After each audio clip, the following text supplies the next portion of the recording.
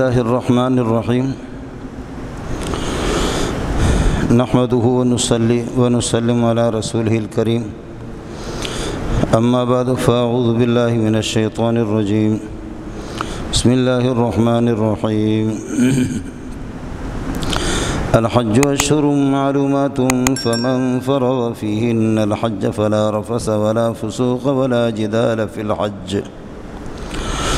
وما تفعلوا من خير يعلمه الله وتزودوا فإن خير الزاد التقوى واتقون يا أولي الألباب ليس عليكم جناح أن تبتغوا فضلا من ربكم فإذا أفضتم من عرفات فاذكروا الله عند المشعر الحرام واذكروه كما هداكم وإن كنتم من قبله لمن الضالين ثم أفيضوا من حيث أفاض الناس واستغفروا الله إن الله غفور رحيم فإذا قضيتم مناسككم فاذكروا الله كذكركم آباءكم أو أشد ذكرا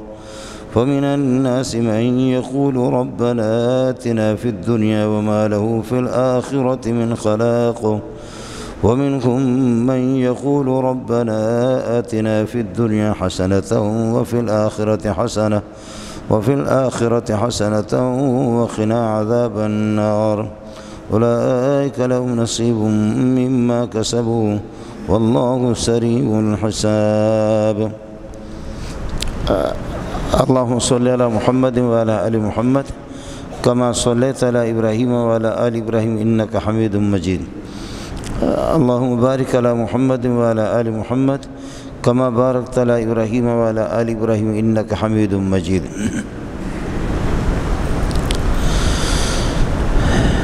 حضرت عبداللہ بن عمر رضی اللہ تعالیٰ عنہما کی روایت ہے بخاری میں بنی الاسلام علی خمس، اسلام کی بنیاد 5 ارکان پر ہے، شہادت اللہ الہ الا اللہ و ان محمد رسول اللہ، اللہ کی وحدانیت کی گواہی دینا کہ اللہ کے علاوہ کوئی معبود نہیں ہے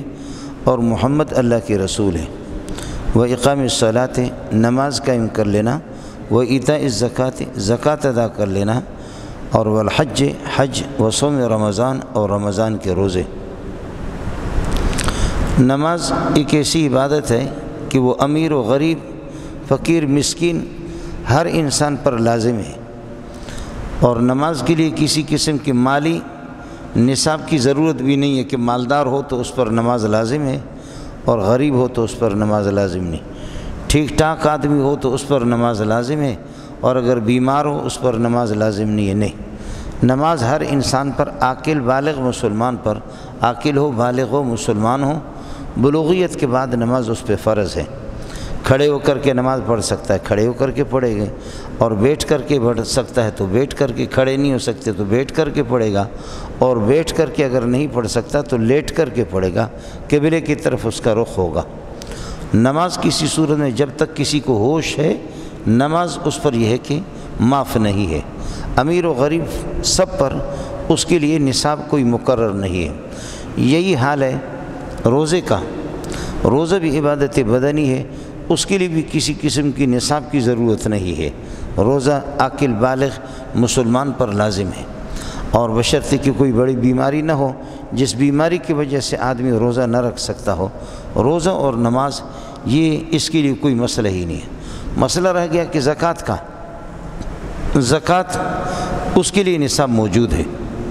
زکوٰۃ کے لیے نصاب موجود ہے کہ یہ نصاب اگر کسی کے پاس موجود ہو، 52.5 تولہ چاندی یا 7.5 تولہ سونا، یا یہ کہ چاندی کی قیمت جو اس وقت تقریباً یہ ہے کہ 1,40,000 روپے بنتے، قیمت اگر موجود ہو، یا کچھ سونا، کچھ چاندی، یا کوئی مال تجارت ہو، تو پھر اس آدمی پر سال گزرنے کے بعد زکوٰۃ بھی واجب ہے، قربانی بھی واجب ہے، صدقۃ الفطر تو ویسے ہی واجب ہے اس پر۔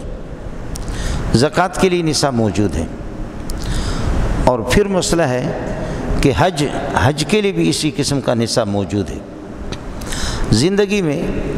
ایک مرتبہ حج انسان پر فرض ہے، اور اگر آپ دیکھیں گے کہ غور کریں گے یہ جو 4 عبادات ہیں، شہادت اللہ الہ الا اللہ کے علاوہ،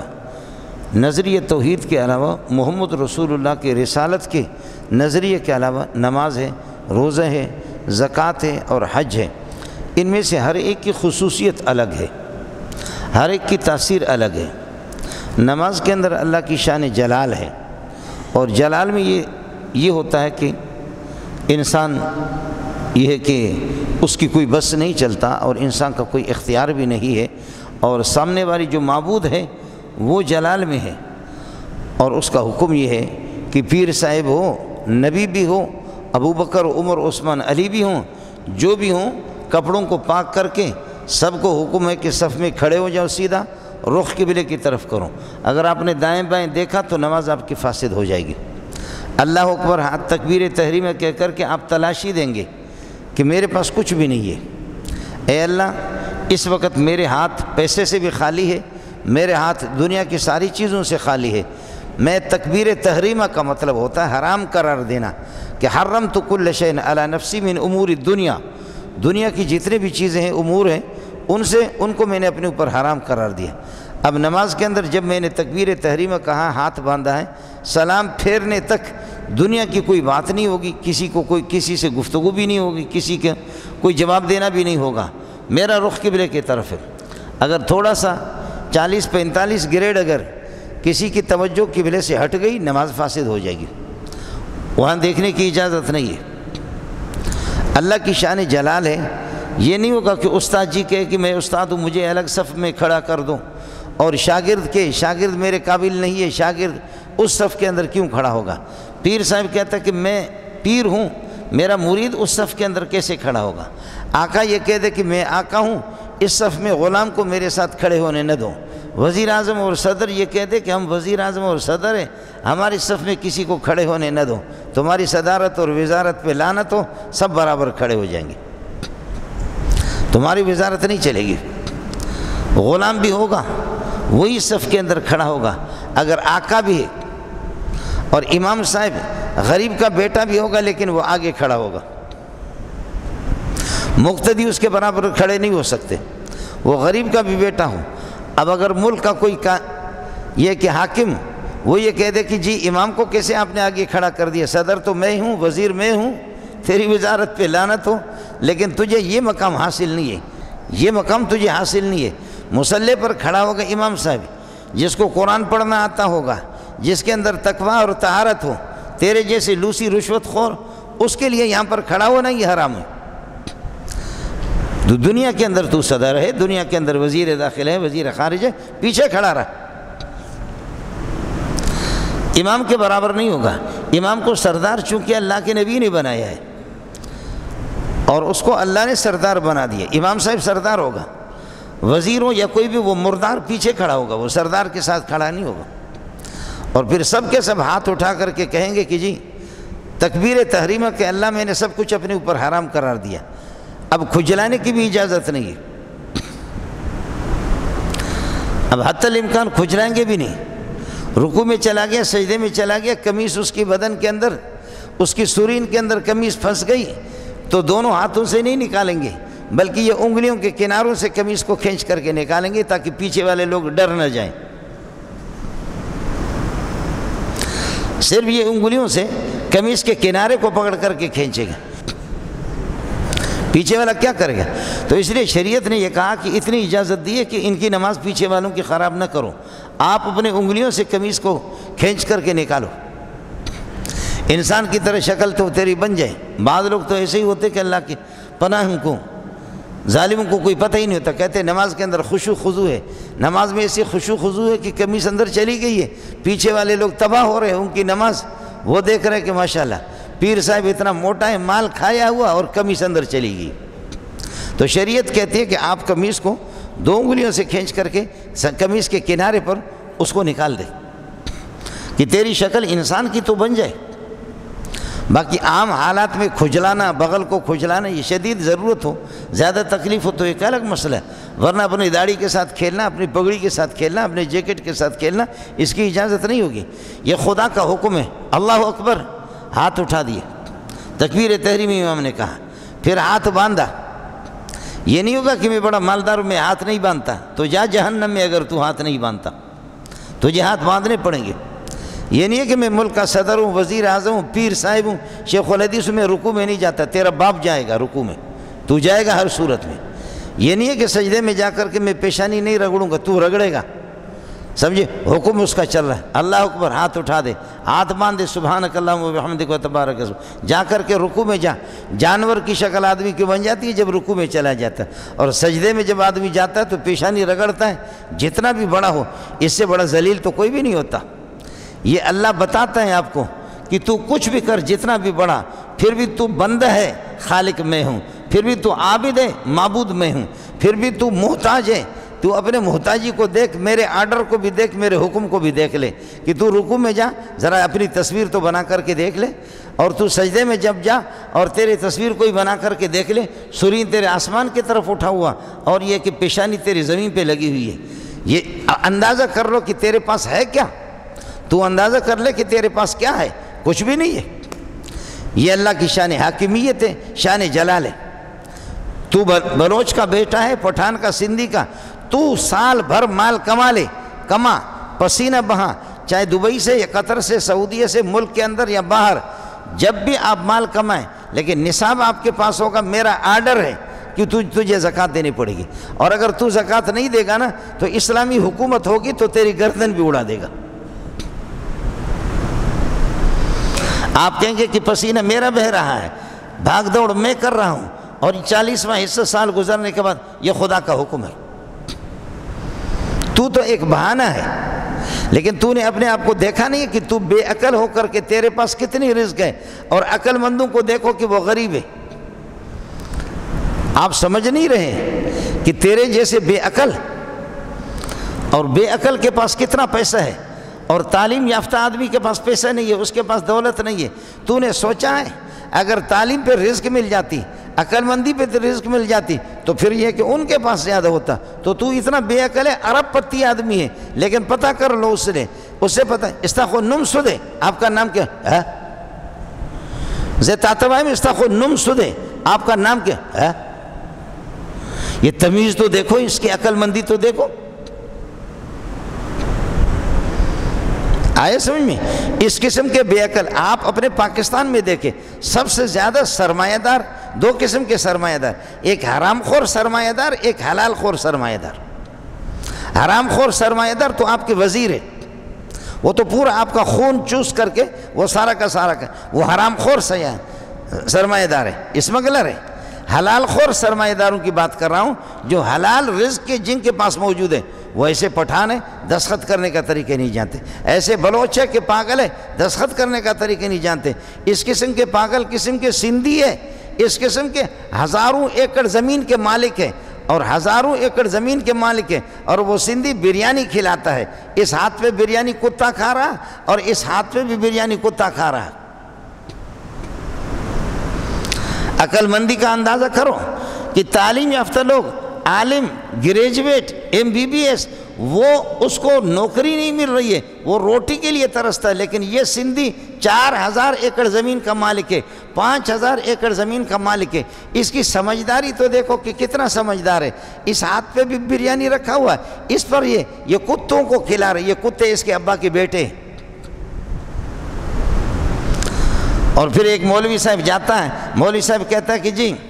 کہتے ہیں ہاں مولوی، شراب کی بوتل اس نے چڑھائی ہے، کہتے ہیں ہاں مولوی صاحب کی اچڑ تھی وہ، مولوی صاحب آپ آگے کیسے آگے؟ مولوی صاحب کہتے ہیں کہ تعلیم اسامٹ خطا بھی پڑھندہ ہیں، ہمارے پاس طلباء پڑھتے ہیں، ان کے لیے کھانے پینے کا انتظام نہیں ہے، میں آیا ہوں چندہ کرنے کے لیے۔ کہتے ہیں مولوی صاحب چندہ تو دے دوں گا، لیکن یہ دعا کر لو، یہ جو کتوں کے ساتھ میرا تعلق ہے، میری محبت ہے، کتوں کے ساتھ میرا پیار ہے، اللہ اس میں اضافہ فرمائے اور اللہ اس میں مزید زیادتی پیدا کر دے۔ مولوی صاحب کا جملہ ذرا سن لینا، مولوی صاحب کہتا ہے کہ سائیں میری دعا یہ، خدا قیامت کے دن آپ کو نبیوں کے ساتھ بھی نہ اٹھائے، اللہ آپ کو کتوں کے ساتھ اٹھائے قیامت کے دن، نبیوں کے ساتھ نہ اٹھائے، غوث کے ساتھ نہ اٹھائے، کتب اور شہداء اور صالحین کے ساتھ نہ اٹھائے۔ اس نے ہاتھوں کو صاف کیا، صاف کر کے کھڑے ہو گئے، مولوی صاحب سے ملا، کہا وحجی دعا کہی ہے، رب جو قسم تھا ایڑو دعا مجھے لکیر بھی کو نہ کہا، میرے لیے ایسی دعا کسی نے بھی نہیں کی۔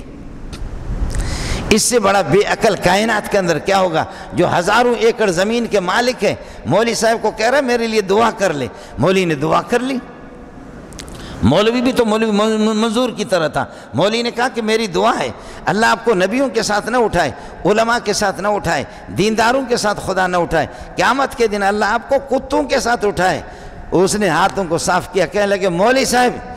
صاحب ایسی دعا کسی بھی مولوی نے نہیں کی، کیا بھلا ہو تم، کیسے ماہر آدمی ہو کہ میرے لیے ایسی دعا کی۔ مولوی صاحب کو کہا یہ میرا نمبر ہے، اس زمانے میں یہ موبائل نہیں ہوتے تھے، PTCL فون ہوتا تھا، کہا کہ یہ میرا نمبر ہے، جب بھی مولوی صاحب آپ کو پیسے کی ضرورت ہو اور طلبہ کے لیے راشن کی ضرورت ہو، فی الحال یہ پیسے لے لے اور میرے لیے مجھے فون کر دینا۔ مولوی صاحب پیسے لے کر کے آگے راشن خرید کر کے طلبہ کو دیا، کہا پٹرا کھاؤ پر یہ پیسے جے کے آئیں، یہ پیسے مفت میں تم مکھے نہ ملے ہیں، یہ کتن وارا پیسہ ہیں، یہ کتوں والے پیسے کھاؤ تم لوگ۔ مولوی صاحب کتوں والے پیسے کھلا رہے ہیں۔ رزق کمانے کا آپ نہیں ہے، اگر آپ کا کمال ہوتا نا تو اس آپ سے زیادہ با کمال لوگ ہیں، تعلیم یافتہ لوگ ہیں، سمجھدار لوگ ہیں، ان کے پاس رزق ہوتی، لیکن وہ محتاج ہیں۔ اور تو اپنی بے عقلی کو تو دیکھ لے کہ مولوی صاحب کہہ رہا ہے کہ خدا تجھے کتوں کے ساتھ اٹھائے اور تو ہزاروں ایکڑ زمینوں کے بھی مالک ہے۔ اس لیے یہ رزق کی جو تقسیم کی ہے، نحن قسمنا بینکم معیشتہم فی الحیات الدنیا ورفعنا بعضهم فوق بعض، ہم نے تقسیم کی ہے، رزق کی تقسیم ہم نے کی ہے۔ کتنے بے عقل قسم کے لوگ ہیں، ان کو ہم نے رزق دیے۔ میں عرض کر رہا تھا کہ پسینہ تو بہا دے، خون تیرا بہے، محنت تو کر، لیکن جب نصاب تیرے پاس موجود ہوگا، سال گزرنے کے بعد آپ کو زکوٰۃ دینی پڑے گی، زکوٰۃ آپ کو دینی پڑے گی۔ یہ اللہ کی شان حاکمیت ہے، شان جلال ہے کہ دینا ہے آپ کو۔ اور جو لوگ زکوٰۃ نہیں دیتے کہتے نماز تو پڑھیں گے لیکن زکوٰۃ ہم نہیں دیں گے، ہم زکوٰۃ تو محمد کو دیا کرتے تھے، اب ہم ابو بکر کو زکوٰۃ نہیں دیں گے۔ ابو بکر کہتا ہے خدا کی قسم تم نماز پڑھو، روزہ رکھو، ابو بکر تمہاری گردن اڑا دے گا، تم زکوٰۃ دینے پڑے گی، تمہیں بیت المال کے اندر تمہیں زکوٰۃ جمع کرنی پڑے گی۔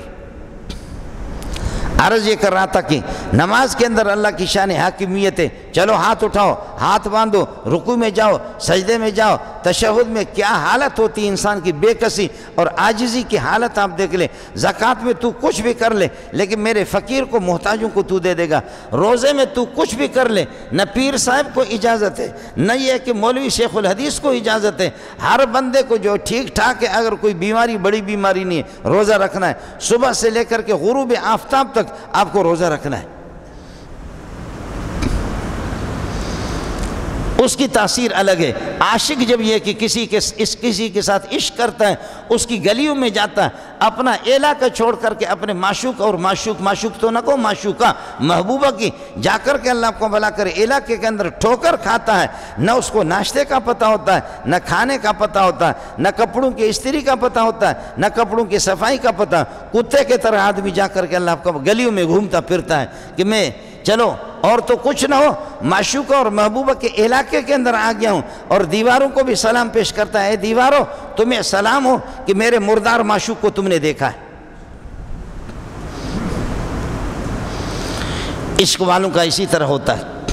لیکن اس عشق پر لعنت ہو کہ جس کے اندر ہم اللہ آپ کا بھلا کرے انسان پر ناجائز عشق کے تعلقات ہو۔ اصل عشق اور اصل محبت اللہ کے ساتھ ہے۔ حاجیوں کو کہا ہے کہ آپ آئیں گے اللہ اکبر، جیسے عاشق کو کھانے پینے کا پتہ نہیں ہوتا، عاشق کو استری کا پتہ نہیں ہوتا، عاشق اللہ آپ کا بھلا کریے کہ صفائی کا اس کو نہیں ہوتا، یہی حال ہے۔ حج والا صحیح عاشق ہوتا ہے، صحیح عاشق ہوتا ہے، اللہ تعالیٰ آپ کو لے جائے مدینے سے، اگر آپ جائیں گے تو ذوالحلیفہ میں، اور جہاز میں جائیں گے تو یلملم اور علملم، یلملم اور علملم دونوں آپ کے میقات ہیں۔ جہاز والا اعلان کرتا ہے کہ کپڑے آپ کو اتارنے پڑیں گے، آپ یہ پگڑی بھی اتاریں گے، جیکٹ بھی اتاریں گے، قمیص بھی اتاریں گے، شلوار بھی اتاریں گے، دو کپڑے بغیر سلے ہوئے سلا ہوا کپڑا کوئی بھی آپ کو اجازت نہیں ہے کہ آپ استعمال کرو۔ کفن کے 2 کپڑے، ایک دھوتی باندھا اور دوسرے یہاں پہ رکھا، ننگا سر ہو کر کے، جوتا بھی صحیح استعمال نہیں کرتا۔ اس قسم کے چپل استعمال کریں گے کہ جن چپلوں کو اوپر والی جو ابری ہوئی جو ہڈی ہے، اس ہڈی پر آپ کے چپل نہیں آنی چاہیے، بس صرف اللہ آپ کا بھلا کریے کہ یہ اوپر والا حصہ پاؤں کا ظاہر ہو، اور نیچے براہ نام قسم کی بیکار قسم کی چپل ہوتے۔ وزیر اعظم کو بھی وہی پہننا ہوگا، فضل الرحمان بھی وہی پہنے گا، مولی منظور بھی وہی پہنے گا، ننگا سر ہوگا، سر ڈھانپنے کی اجازت نہیں ہے۔ مکے کی گرمیوں کا تو آپ کو پتہ ہے، کراچی میں اس وقت کلیجہ باہر آ جاتا ہے گرمی کی وجہ سے، لیکن مکہ میں مکہ کی گرمی الامان الحفیظ، لیکن ان گرمی کے دنوں میں کتنے حجاج بے ہوش ہوتے ہیں، لیکن سر ڈھانپنے کی اجازت نہیں ہے۔ ننگا ہو کر کے یہ کہ امیر ہے، غریب ہے، فقیر ہے، مسکین ہے، ہر بندہ پاگلوں کی طرح بالکل مینا کے اندر، مزدلفہ کے اندر، عرفات کے اندر لبیک اللہم لبیک، لبیک لا شریک لک لبیک، ان الحمد والنعمت لک والملک، یہ اللہ کی شان محبوبیت ہے، یہ اللہ کی شان جمال ہے، اللہ کی شان محبوبیت ہے۔ عاشقوں کو دیکھو کہ عاشق کس طریقہ پر یہ کہ اللہ آپ کا بھلا کرے۔ حج کے موقع پر کسی زمانے میں مجھے بھی معلوم ہے، آج سے 30 سال پہلے جب ہم حج پہ جاتے ہیں، لوگوں کا رونا بھی آتا تھا مزدلفہ کے اندر، مسجد حرام میں روتے بھی تھے، دیکھ کر کے ہمارے جیسے سخت دل آدمی وہ بھی روتا تھا، ہمارے جیسے سخت دل آدمی اس کو بھی رونا آتا تھا۔ لیکن اب 40 لاکھ کا مجمع ہوتا ہے، 50 لاکھ کا مجمع ہوتا ہے، سب کے سب سیلفی بنا رہے ہیں، سب کے ساتھ اللہ آپ کو بھلا کریے کی تصویریں بنا رہے ہیں، سب کے سب کھانے کے اندر لگے ہوئے ہیں۔ لوگ کہتے ہیں لبیک لبیک، اور یہ یہودیوں کا البیگ جو آتا ہے، جو اللہ آپ کو بھلا کرے، وہ برگر جو چیزیں بکتی ہے، لبیک لبیک۔ ابھی تو مینا اور مزدلفہ کے اندر لبیک نہیں ہے، اب البیگ والے دیکھو کہ کہاں پر اللہ آپ کا بھلا کریے کہ اس کے کہاں پر مرغی ہے، وہ جو ڈبوں کے اندر یہ کہ مل جاتی ہے، یہ مرغی، یہ چپس، یہ چیزیں، لبیک ختم ہو گیا، البیگ شروع ہو گیا۔ جو یہودیوں کی جو اللہ آپ کو بھلا کریے کہ ساخت ہے، اسی کو لے کر کے لبیک ختم ہو گیا، تصویر بنا رہے۔ رسول پاک صلی اللہ علیہ وسلم کے مزار کے پاس جا کر کے السلام علیکم یا رسول اللہ، السلام علیکم ایھا النبی ورحمۃ اللہ وبرکاتہ، سلام علیکم من فلان، سلام علیکم من فلان، فلان آپ کو سلام پیش کر رہا تھا، فلان آپ کو سلام پیش کر رہا تھا۔ اب تو موبائل کھول کر کے میری بیوی تو پاکستان میں، میں نبی کے مزار کے سامنے کھڑا ہوں، درود پیش کر لے، سلام پیش کر لے نبی کو موبائل کے ذریعے سے۔ بے غیرت دنیا کے اور بعض جھوٹے قسم کے پیر، جھوٹے قسم کے پیر، وہ تو اسی طریقے پر جاتے، وہاں کہتے کہ جی میں مسجد نبوی میں بیٹھا ہوا کسی ہوٹل میں، مسجد نبوی میں ہوں، نبی کے مزار کے سامنے، میں تمہارا سلام نبی کو پہنچا رہا، موبائل کھلا ہوا ہے، آواز اس کی لاؤڈ اسپیکر کھلی ہوئی ہے، آپ یہ کہ سلام بھیجیں۔ مرید یہاں سے کہتے اللہ میرا پیر مزار مبارک کے سامنے کھڑا ہے، میرا سلام موبائل کے ذریعے سے نہیں۔ تیرے پیر لوسی کو کوئی چھوڑتا ہی نہیں ہے، وہاں الحمدللہ ایسے عرب کھڑے تیرے پیر کے منہ پہ جوتا ماریں گے۔ جھوٹ بول کر کے کسی ایئر کنڈیشن میں بیٹھا ہوا تیرا پیر، جھوٹ بول کر کے کسی ہوٹل میں بیٹھا ہوا آئس کریم کھا رہا ہے اور آپ کو بتا رہا ہے کہ جی تو یہاں سے سلام پیش کر لے۔ کوئی تیرے پیر کی ضرورت نہیں ہے، خدا لے جائے آمنے سامنے، اتنے فاصلے پر ہوتا ہے۔ السلام علیکم ایھا النبی، السلام علیکم یا رسول اللہ، السلام علیکم یا خلیفۃ رسول اللہ سیدنا ابا بکر الصدیق رضی اللہ عنہ، السلام علیکم یا خلیفۃ رسول اللہ الثانی عمر بن الخطاب، السلام علیکم یا ایھا الفاروق آپ کو سلام، ٹھیک ہے۔ اور اگر نہ ہو یہاں سے درود بھیجو۔ میرے نبی فرماتے ہیں کہ اگر آپ دور رہیں گے تو آپ کے درود کو اٹھا کر کے فرشتے مجھے پہنچاتے، اور فرشتے پاکیزہ مخلوق وہ تیرے سلام کو پہنچا رہے، تیرے درود کو۔ اس لعنتی موبائل کی ضرورت کیا ہے کہ کس نے آپ کو بتایا، جس کے اندر رنڈیوں کی تصویریں ہیں اور اس کے ذریعے سے تو نبی کو سلام بھیج رہا ہے۔ پیر بھی بے غیرت بے دین قسم کا ہے، جھوٹ بول کر کے ہوٹل میں بیٹھا ہوا۔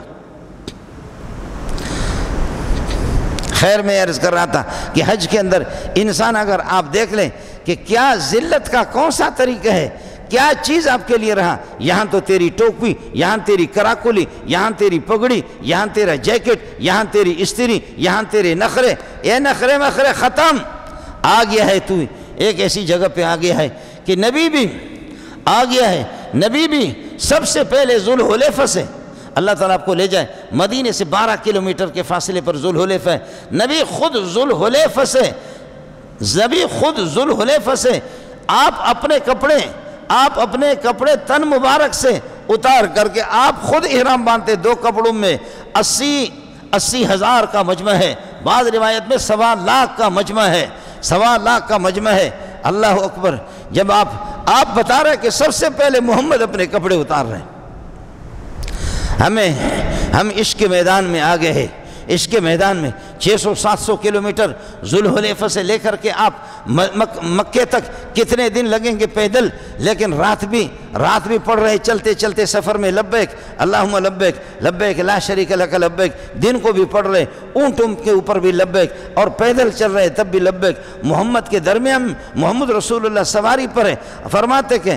آپ صلی اللہ علیہ وسلم فرماتے ہیں ایھا الناس علیکم السکینۃ والوقار، ایھا الناس علیکم السکینۃ والوقار، دھکا نہ دو ایک دوسرے کو، ہمیں چلنا ہے 600-700 کلومیٹر چلنا ہے، ہمیں مکے میں اللہ کی بارگاہ میں جانا ہے، دھکا نہ دو۔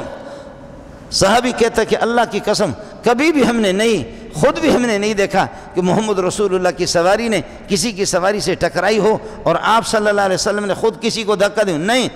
وقار کے ساتھ چلو، ساتھیوں کا احترام کرو، خود لبیک اللہم لبیک لبیک لا شریک لک لبیک لبیک لا شریک۔ 60 سے زائد یہاں آپ اونٹ لے کر کے گئے، اور یمن سے حضرت علی آ گیا 100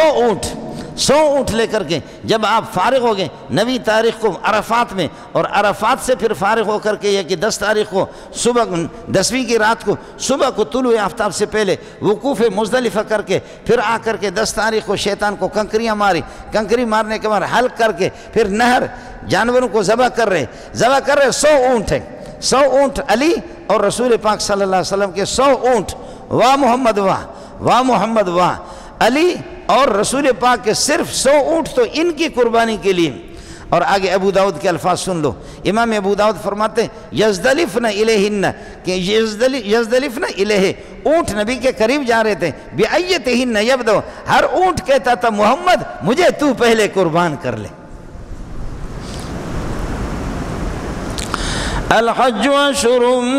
معلومات، یہ حج کا مہینہ ہے جی۔ من ملک زادا وراحلۃ تبلغه الی بیت اللہ فلم یحج، جس آدمی کے پاس اتنی گنجائش ہے، مال ہے، اور سبزی منڈی والے ذرا دیر سے بھی آتے ہیں نا نماز میں، پیسے کٹھے کرو حج نہ کرو، پٹھانوں بلوچوں خوب پیسے جمع کرو، حج نہ کرو، اس سال نہیں کیا تو اگلے سال کریں گے، اگلے سال نہیں کیا تو اگلے سال کریں گے، اگلے سال نہیں کیا تو اگلے سال، اگلا سال آئے گا اگلے سال کریں گے، اس سے اگلا سال آ گیا تو اگلے سال کریں گے، اس سے اگلا سال آ گیا تو اگلے سال، انشاءاللہ تمہارا اگلا سال نہیں آئے گا، تمہارے اگلے سال سے پہلے اسرائیل آئے گا، اسی رہتا ہے اگلے سال اگلے سال اگلے سال اگلے سال اگلے سال اگلے سال، جبریل اسرائیل آ کر گردن تمہاری توڑے گا، اور جوتے ایسے پڑیں گے کہ آپ پر حج کب فرض ہو چکا تھا، لیکن تو اگلا اگلا اگلا اگلا کہہ دے نا بیوی کے لیے کہ جی آج سودا نہ لا سکا کل لاؤں گا، کل آ گیا پھر کہیں گے کل لاؤں گا، پھر کل سے پرسوں آ گیا پھر کہیں گے کل لاؤں گا، اس کل سے پہلے نقد جوتے پڑیں گے انشاءاللہ، اس کل سے پہلے کل نہیں ہوگا، نقد جوتے پڑیں گے انشاءاللہ۔ میں ساتھیوں سے کہتا ہوں کہ جتنے بیوی بچوں سے ہم بیوی سے ڈرتے ہیں نا، اتنا اگر خدا سے ڈرتے تو ہم ولی اللہ بنتے، اتنا اگر اللہ کا خوف ہمارے اندر اگر ہوتا نا تو ہم تو ولی اللہ بنتے،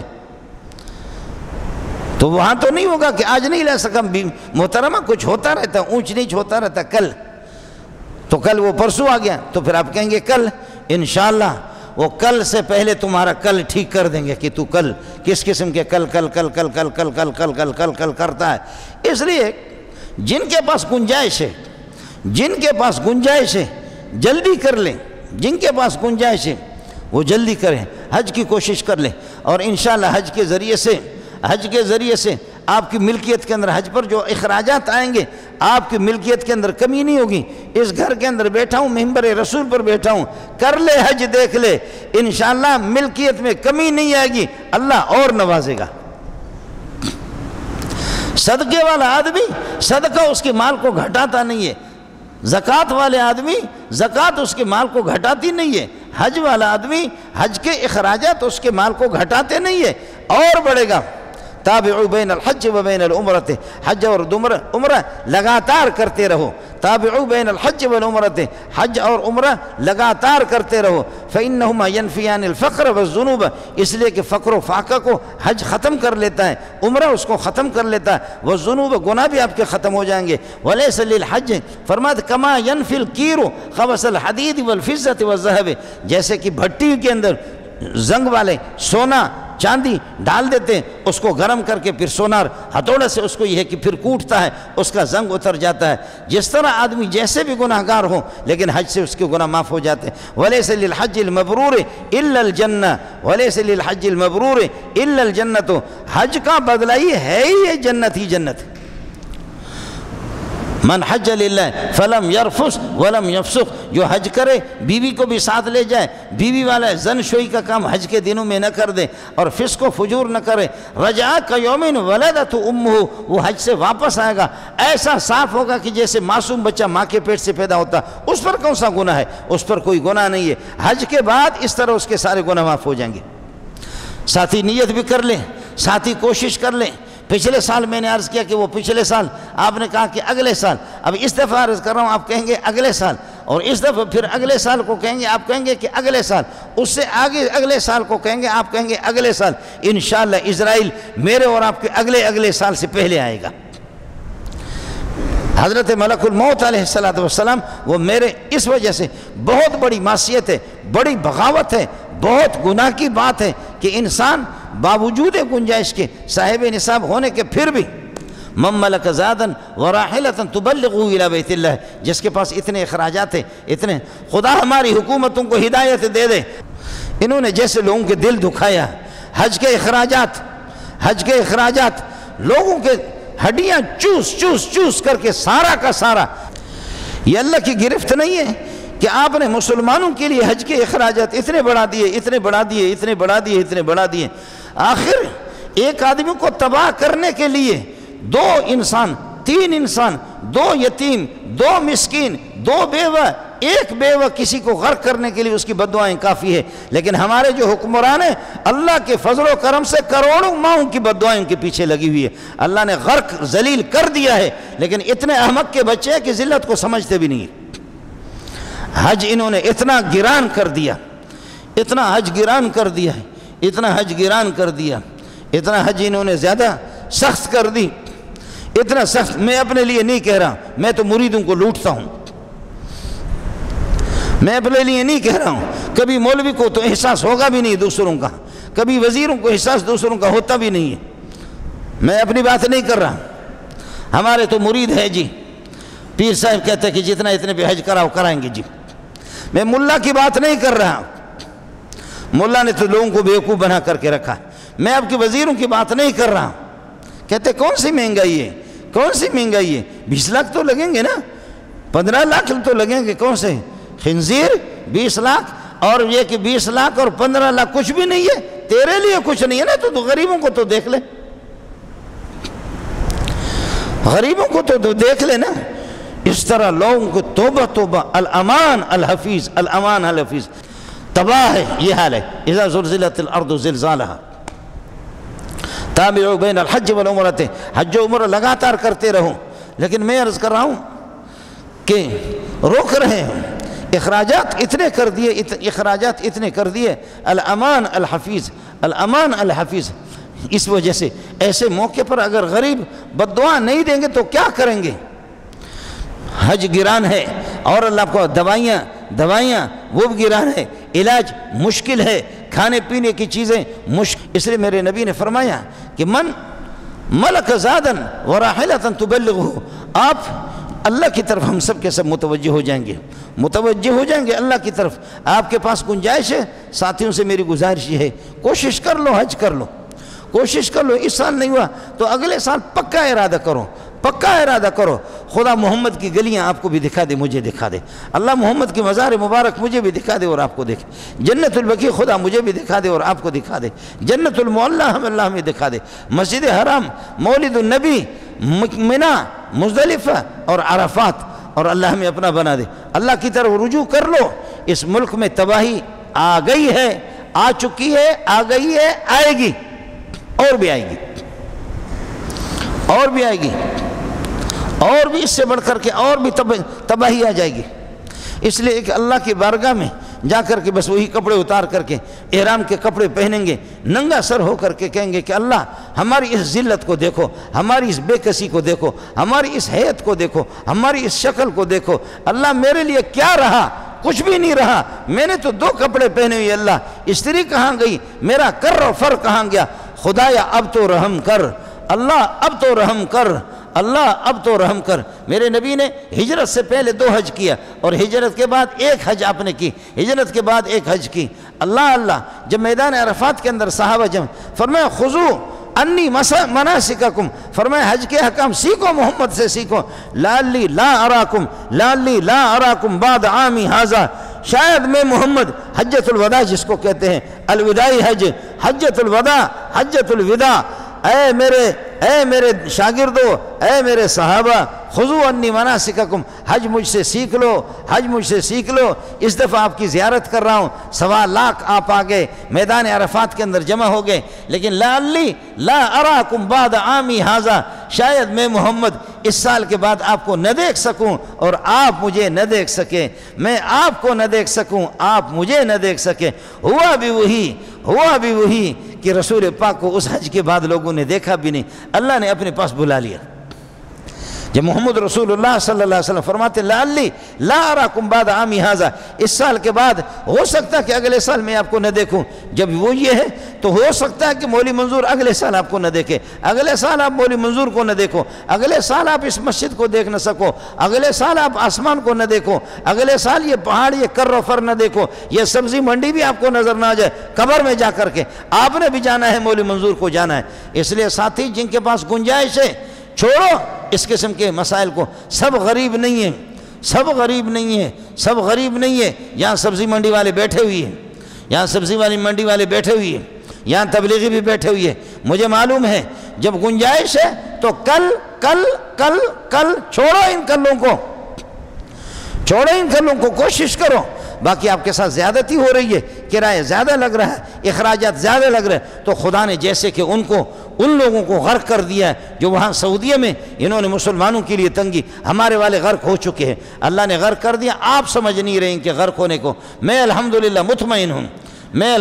مطمئن ہوں، اس لیے جن کو گنجائش ہے ساتھی، جن حضرات کو گنجائش ہے، میرا نبی فرماتے ہیں کہ صلی اللہ علیہ وسلم فرماتے ہیں کہ جس آدمی کے پاس گنجائش ہے اس کے پاس، پھر بھی وہ حج نہیں کرتا، فلا علیہ ان یموت یہودیا او نصرانیہ۔ اے سن لو پٹھانوں بلوچوں، اگر نصاب آپ کے پاس موجود ہے، کرایہ آپ کے پاس موجود ہے، حج نہیں کر رہے تو مرو، فلا علیہ ان یموت یہودیا او نصرانیہ۔ میں محمد اس کی گارنٹی نہیں دیتا، میں نہیں کہتا، تو پھر یہ مرے، یہودی ہو کر کے مرے یا نصرانی ہو کر کے مرے، مجھے محمد کو کوئی پرواہ نہیں ہے۔ میں اخبار جنگ نہیں سنا رہا ہوں آپ کو، ہوگا کہ کوئی مولوی اس سے بھی پتہ کر لینا۔ جس کے پاس گنجائش ہے اور وہ حج نہیں کر رہا تو فلا علیہ ان یموت یہودیا او نصرانیہ، یہودی ہو کر کے مرے یا نصرانی ہو کر کے مرے، کوئی مسئلہ نہیں ہے، مجھے محمد کو، خدا کو اس کی کوئی پرواہ نہیں ہے۔ کبھی تو جا کر کے دیار نبی کو تو دیکھ لو، کبھی تو دیکھ لو۔ ٹیکسی گزر رہی تھی وہاں سے، ہمارے غار ہرا والے جبل نور کو دیکھ کر کے ساتھی ہمارے رونے لگے۔ عرب کہتے عیش آزا، عیش العیش تبکون، کس بات پر تم لوگ روتے ہو؟ پاکستانی کس بات پر روتے ہو؟ میں نے کہا اے بے نماز عرب، ٹیکسی چلانے والا، کنٹرول کر اپنے اوپر، العیش تبکون ھذا ھو الجبل، یہ تو ایک پہاڑ ہے، اس پر رو رہے ہیں۔ میں نے کہا جی ہاں، اسی پہاڑ پر ساتھی ہمارے رو رہے ہیں، ہم اس پر رو رہے ہیں۔ یہ پہاڑ بڑا خوش قسمت ہے، یہ غار جس نے اپنے آغوش میں محمد کو جگہ دی، لیکن تو بے غیرت ہے، میں بھی بے غیرت ہوں، ہم نے محمد کو سینے سے نکال دیا۔ پہاڑ نے تو جگہ دی، پہاڑ نے تو جگہ دی، لیکن ہم نے، اللہ تعالیٰ آپ کو لے جائے، فی آیات بینات مقام ابراہیم ومن دخلہ کان آمنا، ومن دخلہ کان آمنا۔ جا کر کے دیکھ لیں، جس پتھر پر ابراہیم علیہ السلام کھڑے ہو کر کے آپ بیت اللہ کی تعمیر کر رہے تھے، حضرت اسماعیل بلاک اور پتھر اٹھا کر کے آپ کو پکڑوا رہے تھے، جس پتھر پہ ابراہیم، پتھر کو عرب لوگ کہتے ہیں حجر، حجر کا معنی بہت سخت، ٹماٹر نہیں ہے، ٹماٹر میں انگلی مار دو تو ٹر ہو جائے گا، لیکن پتھر میں، پتھر کا معنی حجر، عرب لوگ کہتے ہیں حجر، حجر کا معنی سخت سخت، تیری انگلی ایسی نہیں جائے گی، پتھر سخت ہوتا ہے، لیکن قربان جاؤں اس پتھر پر جس پر ابراہیم کھڑا ہو کر کے مسجد حرام کی آپ نے تعمیر کی، بیت اللہ کی تعمیر کی، اس پتھر نے بالکل اپنے سینے میں ابراہیم کے قدم مبارک کو لیا ہے۔ جاؤ دیکھو بالکل پاؤں کا نقش، بالکل آپ کے قدم مبارک کا نشانہ اور وہ نقش اس پتھر پر موجود ہے۔ پتھروں نے تو اپنے سینے میں نبیوں کو جگہ دی، ان کے قدموں کو جگہ دی، لیکن ہم نے محمد کو اور انبیاء کو، ان کی سنتوں کو، ان کی اللہ کو بھلا کرے شریعت کو اور ان کی دین کو، ان کے طریقوں کو ہم نے چھٹی کرا دی، ہم نے ان کی چھٹی کرا دی۔ اللہ کے بندو اس طریقے پر نہ کرو۔ پرانے زمانے میں لوگ، میں نے آپ کو بتا دیا کہ کبھی حج کے لیے، عمرے کے لیے، کبھی اللہ نصیب کر لیتا ہے ہم لوگ بھی چلے جاتے ہیں، طالب علم کہتے استاد جی، طالب علم آ کر کے غریب، استاد جی آپ عمرے کے لیے جا رہے ہیں؟ جی ہاں۔ استاد جی آپ حج کے لیے جا رہے ہیں؟ جی ہاں۔ طالب علم سر نیچے کی، پھر اس کے بعد کہتے استاد جی آپ حج کے لیے جا رہے ہیں؟ تو ہمارے استاد بھی کہتے کہ ہاں۔ پھر دیکھو طالب علم کو کہ طالب علم کے آنسو لگاتار آ رہے ہیں، لگاتار اس طالب علم کے آنسو آ رہے ہیں، کہتے استاد جی غریب کے بیٹے بھی، غریب کے اولاد بھی، خیبر پختون کے بھی، بلوچستان کے، اندرون سندھ کے، اطراف سندھ کے غریب لوگ بھی، گلگت و چترال کے بھی غریب لوگ بھی پڑھتے ہیں۔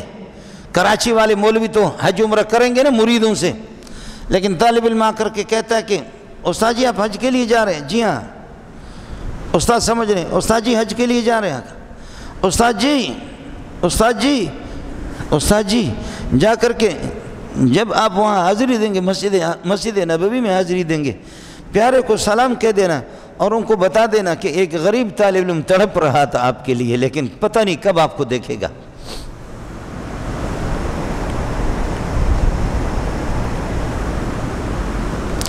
شاید حاجی صاحب کو حج کا اتنا ثواب نہ ملے کہ جتنا اس مخلص کو روتے ہوئے یہاں پہ مل رہا۔ استاد جی ہمارے پیارے کو ہمارے سلام کہہ دینا، اسے کہہ دینا کہ ایک غریب کا بیٹا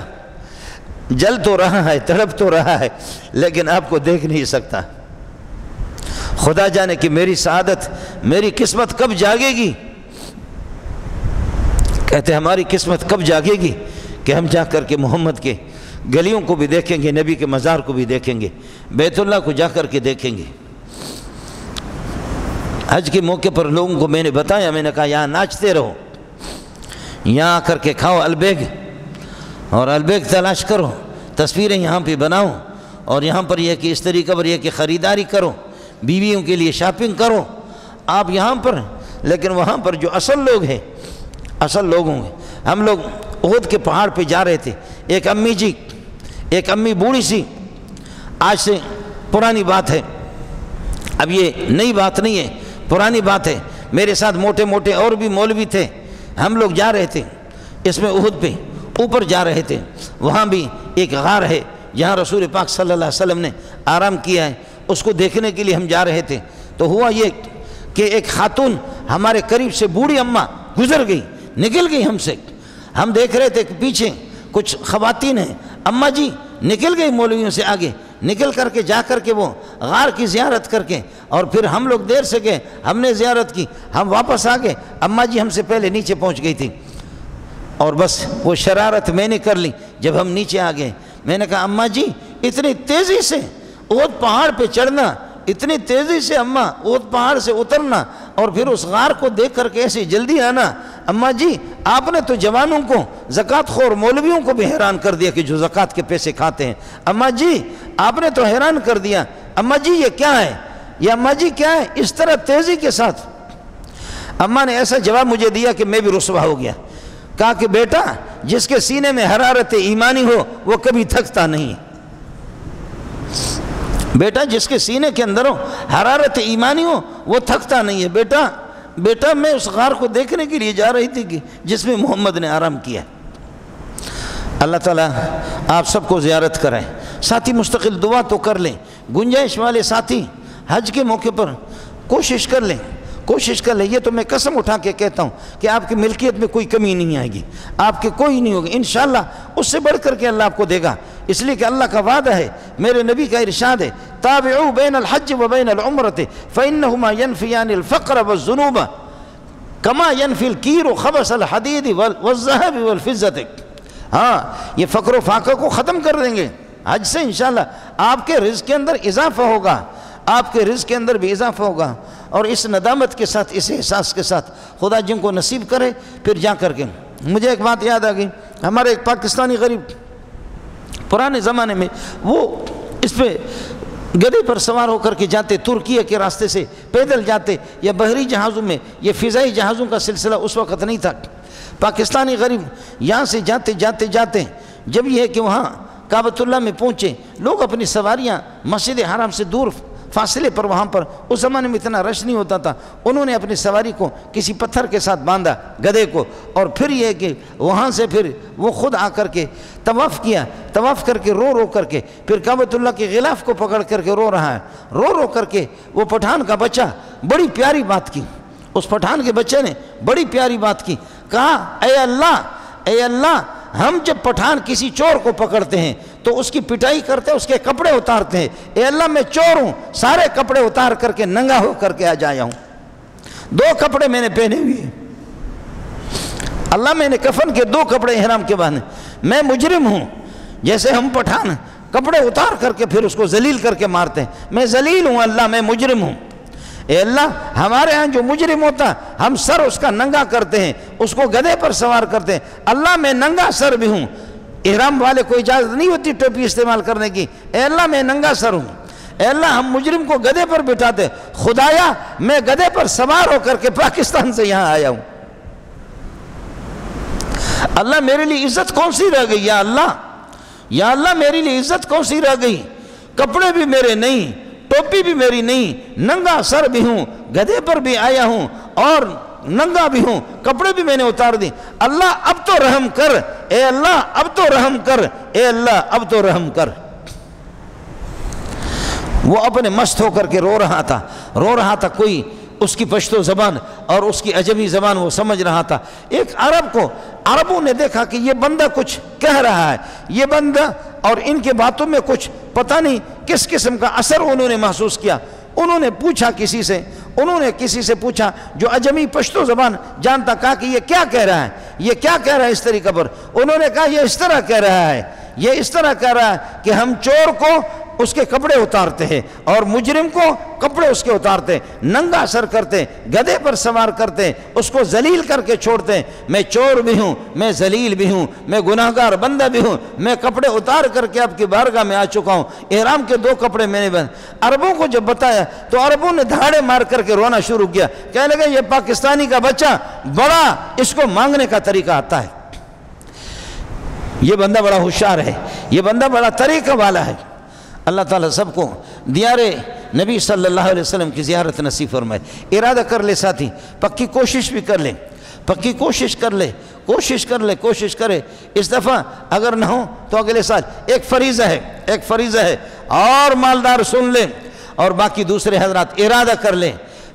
لے کہ ربا ہمارے لیے کوئی گنجائش کر لے، ربا ہمارے لیے کوئی صورت بنا لے، ربا ہمارے حکمرانوں کو مسلمان بھی تو بنا دے، ربا ان باغیوں سے ہمیں نجات بھی دے دے، ربا کوئی آسان صورت پیدا کر دے کہ ہم پیارے پیغمبر صلی اللہ علیہ وسلم کے مزار مبارک کو بھی دیکھ لیں، مسجد حرام کو بھی دیکھ لیں، ہم یہ ہے کہ جا کر کے بیت اللہ کی یہ ہے کہ طواف بھی کر لیں، یہ ارادہ کر لیں۔ پاک پروردگار مجھے اور آپ کو مسلمان اور ایمان کی حالت کلمہ والی موت ہمیں نصیب فرمائے، ورنہ میرے نبی نے فرمایا فلا علیہ ان یموت یہودیا او نصرانیا، اگر گنجائش ہے پھر بھی حج کی کوشش نہیں کرتا، حج نہیں کرتا، وہ یہودی ہو کر کے مرے، نصرانی ہو کر کے مرے، مجھے محمد کو اس کے مسلمان ہونے کی کوئی ضرورت نہیں ہے۔ وآخر دعوانا الحمدللہ رب العالمین۔